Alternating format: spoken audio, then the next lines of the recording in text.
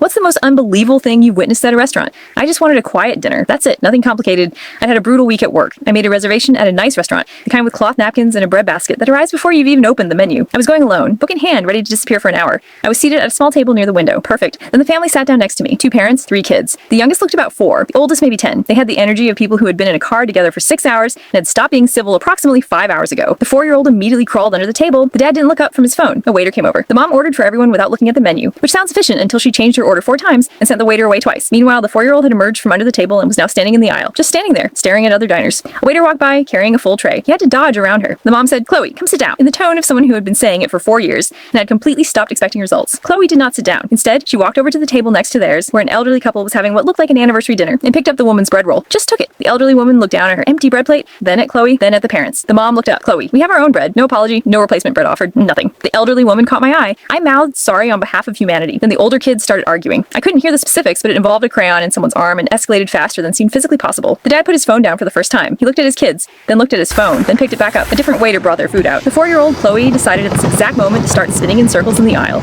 The waiter carrying 3 plates had to stop completely. He stood there, holding 3 plates, waiting. Chloe spun for a surprisingly long time. The waiter looked at the parents. The parents were eating. I watched the waiter take the slowest, deepest breath I have ever seen a professional take in a public setting. He eventually got past her. I thought the worst was over. It was not. About 20 minutes later, Chloe disappeared again. Nobody noticed immediately. Then the mom looked around. "Where's Chloe?" A few seconds passed, and we heard it. From the direction of the kitchen, a crash, then another crash, then a sound that I can only describe as every pot in the restaurant falling simultaneously.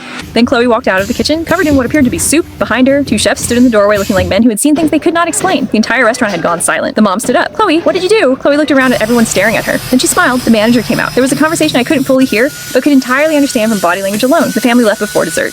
As they passed my table, the dad finally put his phone in his pocket. He looked tired, genuinely, deeply tired. I almost felt bad for him. Then Chloe grabbed my bread roll off my plate as she walked by. Didn't even break stride, and honestly, I couldn't even be mad. That kid had been the most committed person in the building all night. At least one of them showed up.